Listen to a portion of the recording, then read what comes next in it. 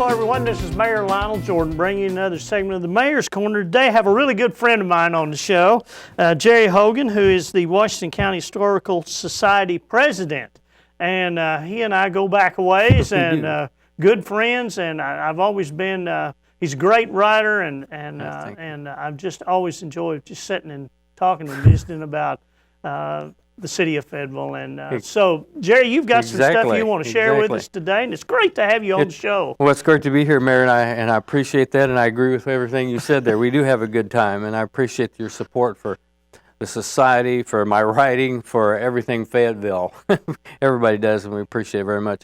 Yeah, I was going to talk about a few things having to do with the Washington County Historical Society, and also about the Historic District Commission, which I'm on as well. Some of the things we're doing, things we've done, and kind of things we're going to do. And I wanted to start with the Historical Society and a couple of things. And again, you were there, which we appreciate your support all the time. One was the annual meeting this year. Our annual meeting is held in October every year, and this year we had 174 people there, which is the largest crowd in recent memory. And it was very gratifying to have that. And I would like to take claim for some, take credit or something, but I can't. It was really the people that we honored. We had 4 Distinguished Citizen Award honorees, Dr. Mitch Singleton, Dr. Betty Battenfield, David Malone, and Susan Young, who's a good friend of yours. And it was them. That's why we had so many people, because they're so well liked, all those people, and so deserving. So that's one thing. And the other thing you attended with us is we had the rollout of this a walking map of historic Fayetteville. Yes, that's and wonderful. Maybe they can see it that way if I held it. The people involved there were Bill Kincaid, Charlie Allison, and Ellen Compton from the Historical Society, and it was produced with a grant from the Fayetteville Area Community Foundation, and it was printed by a company called DOXA, D-O-X-A, and it's a beautiful walking map. Actually, I call it a... Hold that up. Yeah, okay. I call it a... That's a beautiful map. It is. It's a beautiful thing. Well done. I call it a driving tour of Fayetteville because I'm older. But you could walk in. In fact, I hope to do that myself because it's really fun. And it's just a lot of the, the historical places in town, like, Old Main and Walker Stonehouse, places like that around town that people may know. So that's what we've done. Well, now there was the park. We were at... We were the... Tell a little bit about that. I will. I'm a big historical guy, and I'm a big fan of Wilson Park, and I've written about it. I know the history really well. And we worked with the Fayetteville City Parks Department. Carol Jones and Connie Edmondson is the head of it, but Carol Jones is the person I work with directly. And through their help and their financing stuff, we put a nice little interpretive sign down there right along the walking track between the little ball field and the swimming pool that tells the history of Wilson Park and the 3 major figures that were involved with it, which is Albert L. Trent, Noah F. Drake, and Charles Morrow Wilson. And so and I love that sign. Not long ago, I was down there, and there was a couple there reading it. So I just kind of butted in there and said, look, we just did that. And it was really nice that somebody was actually reading it. It's a beautiful sign. I'm really pleased with it and happy because it tells the real exact history of Wilson Park, and I'm really happy about that. And you were there for that as well. We appreciate you for that. It was, that was a great day. It was, yeah. If you want me to go on, the other thing I was going to tell you about the society is a couple things we got going. Now, though, of course, we had done more things, and we're going to do more things, but these are just some highlights. We got a grant from, I think it's called the Curtis H. Sykes Grant, for what we call a Black Settlers Grant. We got funded to pursue what's been kind of ignored, forgotten, just not talked about, is the African American history of Fayetteville in northwest Arkansas. So we have this really great project going now that's going to be lead up to, at least this year, to the Black History Month in February, but we hope to keep it going in the future. And we're going to talk about the people that were here before the Civil War and after the Civil War, the African Americans who settled Fayetteville, where they lived in town, what they did, all that sort of thing. It's a great project. So far, we're pretty far along with the bibliography, which is we've got something like 50 entries. And the state had a list before they only had 1 entry about African Americans in this area. Now we've got a bibliography of at least 50, which is a great start. Yeah. And we have 2 videographers, Trey Marley and Sarah Moore, and they just recently interviewed Betty Davis, who I'm pretty sure you know, real sweet lady who knows of the African American history here. But she's Buddy Hayes' little sister, the musician. And they interviewed Betty for like 6 hours or 4 or 5 hours or something last Saturday, so it's going to be great. So that's where that is. Oh, that's great. Yeah, it's wonderful. Oh, yeah, it's a wonderful project. I'm really pleased with it. The other thing we're doing, one of our missions at the Historical Society is we're supposed to be out in the county, but over the years we became sort of Fayetteville-centric, including myself, because it's my hometown. But one of the things we're doing now is we're getting out in the county, and we've made contact and have contacts with local historians in all our little communities, Cincinnati and Summers and Lincoln, and of course we have a really good connection with one of our board members in Prairie Grove, but also Cane Hill and West Fork and Elkins and out in the Goshen area where my family's from. So that's the thing. Another thing I'm really pleased with. We're getting them to write history for us, so we get input from the community, and it's already showing up in our journal flashback. So that's another really wonderful thing that we're doing. I'm happy about. So those are the Historical Society things I was going to talk about. Do you want me to talk about the commission, or do you have some questions? Well, what kind of projects are you working on? What are you working on right now? In the society? Yeah, I know that the Oak Cemetery is. Oh, well, that's in the Historic District Commission. Yeah. Okay. Yeah, that's they kind of go together, don't they? Yeah, they kind of do. blend. They exactly. do. That's why I'm kind of glad I'm on both of those, the society and the commission. And maybe you could explain the difference between. Okay, yeah, the Washington County Historical Society is a 501c, a nonprofit organization. It was created in 1951 by Professor Walter Lemke, and everything we are today is the result of Professor Lemke and the work he did. Why don't you tell folks a little bit about Professor? I don't know, off the top of my head, I think he was from Wausau, Wisconsin, and he graduated. I believe this is off the top of my head. I think he got his journalism degree at Northwestern. And he was at a meeting, and our old University of Arkansas president, John C. Futrell, was up there, and he interviewed Professor or Mr. Lemke at the time, and they needed a journalism to flush out the journalism department, and they hired Professor Lemke to come down here, I think, in 1928, and so he started, and he was an absolutely remarkable individual. He wrote all the time for the local paper at that time, the Fayetteville Daily Democrat. He had a number of columns across there. He also did the basic research for my baseball book that you were talking about before that I read, The Angels in the Ozark. He actually covered that professional league that was here back in the 30s. He had a column called Angel Food. That's right. Yeah, and in World War II, he had he had a newsletter for all the service people. Started out with his journalism kids that went into the military during World War II. And I've read most of that. I remember a big chunk of those letters that came out monthly, I think, or whenever he could get them out. And that was like considered this incredibly wonderful thing because all the service people really appreciated it because he would connect them with one another. And he was even in contact with people who were prisoners of war in Germany and stuff. Really? Absolutely amazing thing he did. And so he basically formed the journalism department. They had been teaching it, but he built it into a real department. And then he wrote for us locally, and then in 1951 he created the Washington County Historical Society, of which I'm president now, and we've continued this tradition now for, 63 years. Yeah. And it's all because of him. He was the editor of the Flashback for the first 17 years until his death. He was working on the issue when he passed away. An amazing guy. Anyway, so I always like to give him lots of credit. Now, the Historic District Commission, I don't know the history of it as well because I know that it was formed here some years back, but I've only been on it a couple of years. I just recently stopped being the chair.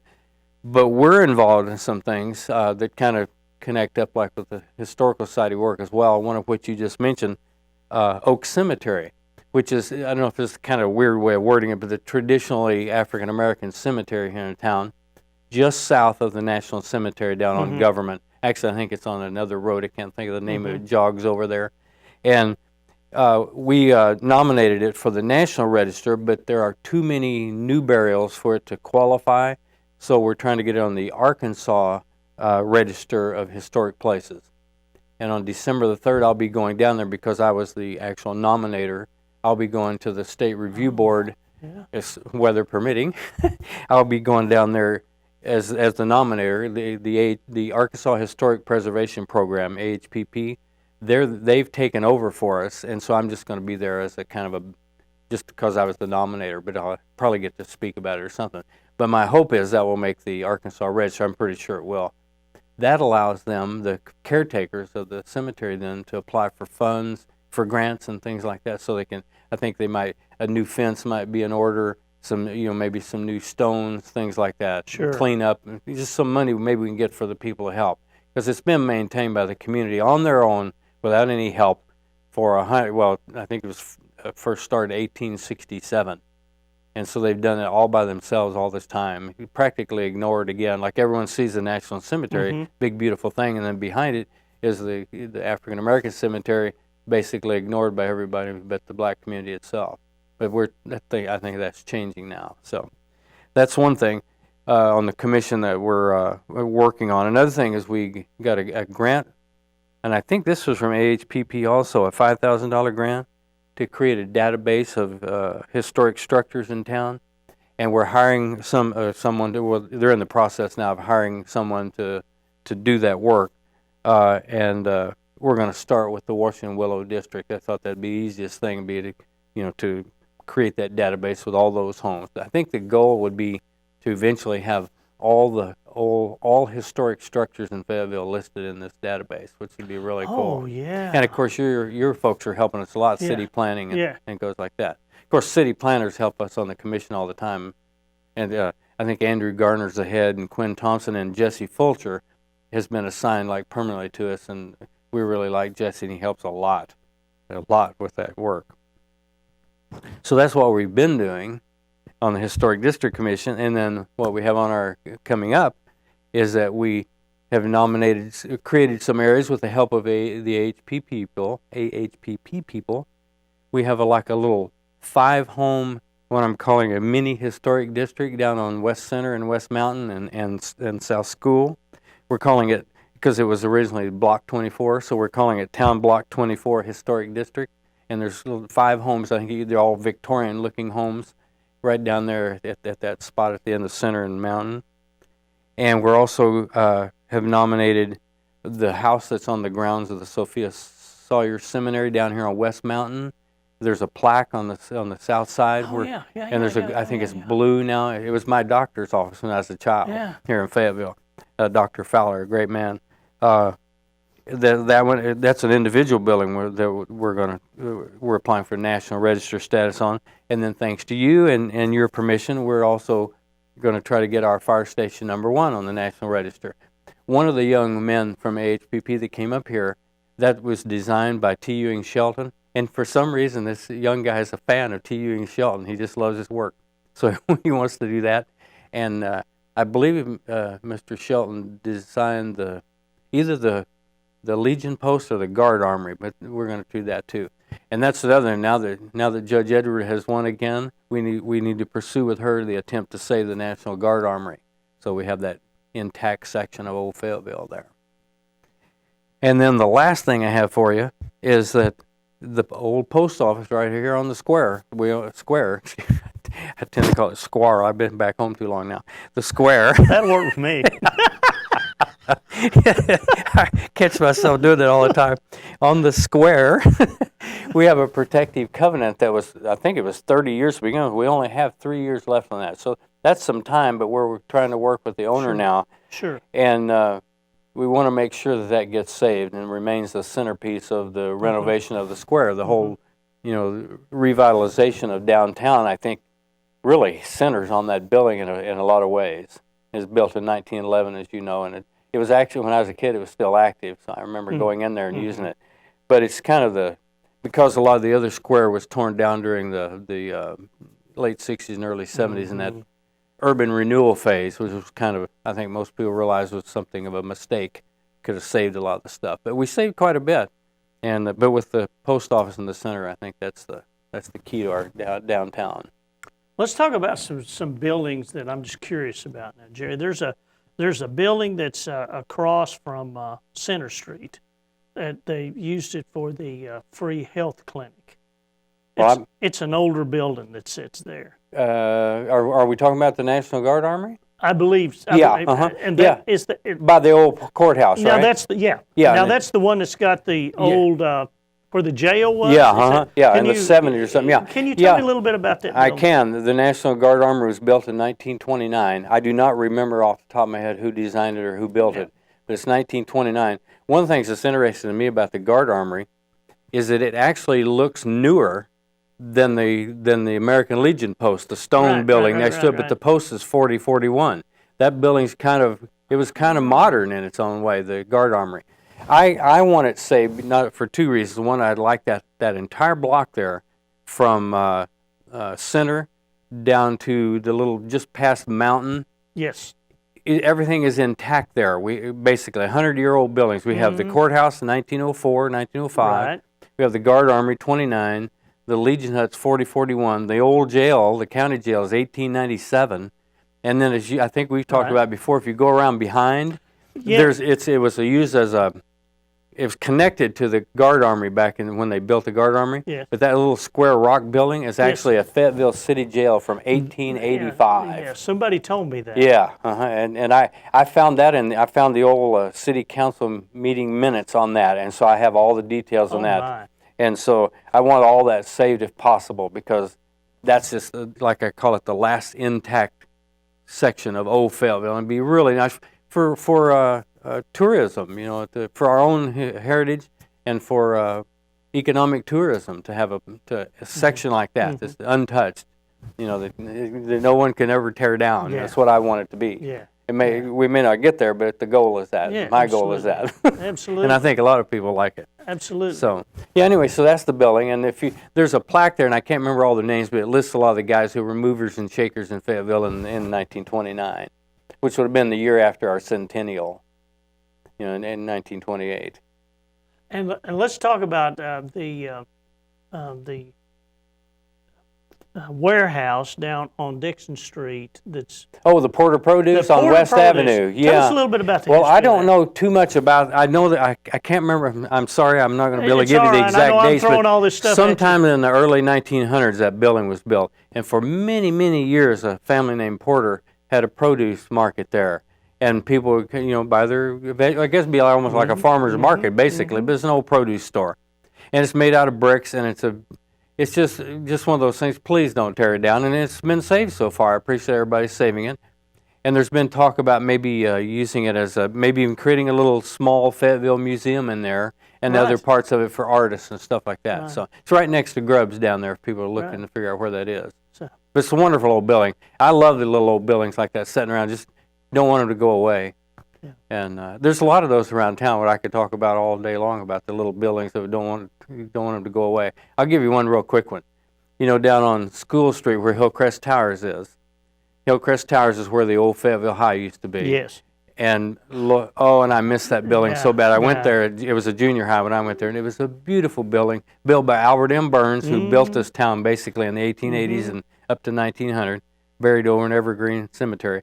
Directly across the street from Hillcrest Towers is a little Cleaners now, the low square building. Yeah. Well, that was a little restaurant in the old days. It was the Bulldog Cafe when that was Fayetteville High, and all the kids could come out at lunchtime and eat and grab something to eat there. And when I was there, it was the Bull Pup Cafe because it was the junior high. How cool is that? And so that's the kind of thing. A lot of people may not remember that anymore, and they just see a little Cleaners and a little building, and there's little buildings like that.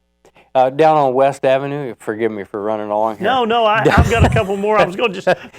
I'll do one real quick one. Down on West Avenue where there used to be the U of A Archaeological Department. It's in a big old red brick building. That was the garment factory when I was a kid. My mom worked there on West Avenue, going up by Lafayette. Yeah. Well, just to the north of that garment factory is a little tiny kind of yellow brick building. That was a little tiny grocery store when I was a kid, and a man named Mr. Devers ran that grocery store. And this is in the days he would bring you your groceries. They would deliver the groceries, and if you were hanging out, he would actually give you a ride home. He was a great guy, and I just love that. And I don't know how many people know anymore that that's what that was. It's just, and then of course there's that Magnolia station there on the corner that's on the register, but something needs to be done there to save it, somehow, because it's kind of going to fall apart if nothing happens. That's really old too. That goes back to 1925, I believe, that Magnolia company. Now there is another building around Mountain Street where you and I can't remember the street, Jerry, but you just go down the hill. And it's an older building before you get down to School Street. On Mountain? It's off of Mountain. It's where that Cleaners is. I think it's that street. You can just drop down, and there's an older building that sits back on the right. Oh, I'm not picturing it. Was it You mean down by the bicycle shop there at Spring and School around in there? What is that name of that building?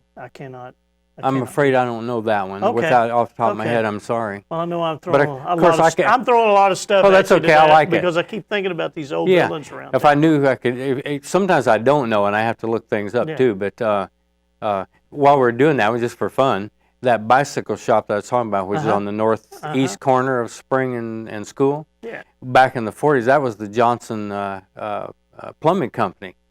And my family knew the Johnsons. They lived right down the street from us on Hill. Well, in the old days, we called everything a street, even though there were avenues. Right. We lived on Hill Street. Right. And they were a wonderful family. They all had nicknames. And I believe the dad's nickname was Blondie, and Mr. Johnson they owned that. And every one of their sons worked for them, and we were all friends and stuff. Great family.